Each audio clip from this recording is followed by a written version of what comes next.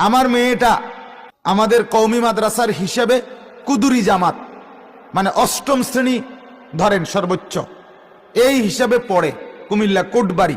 তা আমি গতকাল বৃহস্পতিবার দুপুরবেলা 1:30-2টার দিকে আমার মেয়েটারে আনতে গেছি মাদ্রাসার থেকে।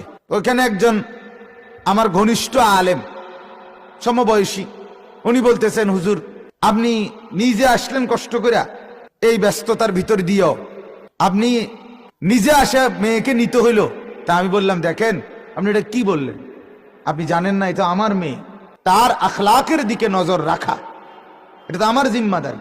আমি তো আজ পর্যন্ত কোনোদিন ড্রাইভারকে আনতে বলি নাই, আমি আনছি হয়তো, অথবা আমার ছেলে গেছে, কোনোদিনও শুধু ড্রাইভার নিয়ে আসে নাই আজকে পর্যন্ত, না কোনোদিন, হতেই পারে না।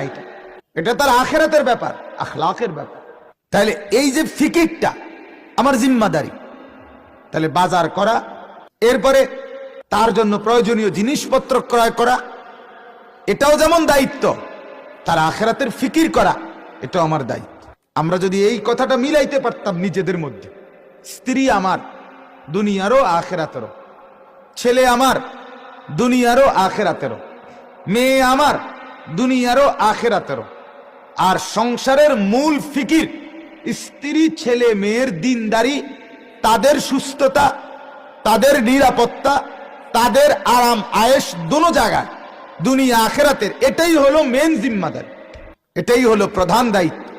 আল্লাহ নবী সাল্লাল্লাহু আলাইহি ওয়াসাল্লাম এটাই বুঝাইছেন, ওয়াকুল্লুকুম মাসউলুন আন রাইয়াতিহি, তোমাদের প্রত্যেকেই তোমাদের অধীনস্থদের ব্যাপারে জিজ্ঞাসিত হবে।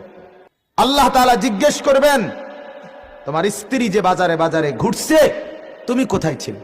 তুমি কি বেডই না প্লাস্টিক সেটা কও। তোমার মেয়ে যে সারা রাত আরেক ছেলের সাথে কথা বলছে, তুমি কোথায় ছিলে? তুমি মানুষ না পায়জামা সেটা কও,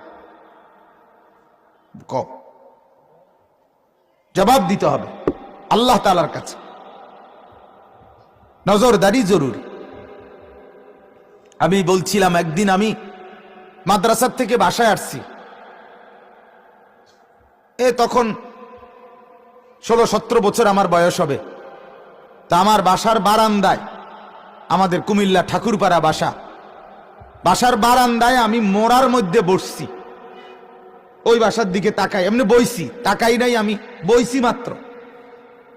আমার আম্মা, আমার পুরা মনে আছে, আমার মা আমার সাথে সাথে রান্নাঘর থেকে ডাক দিয়া বলছে, আনিস মোড়া ঘুরাইয়া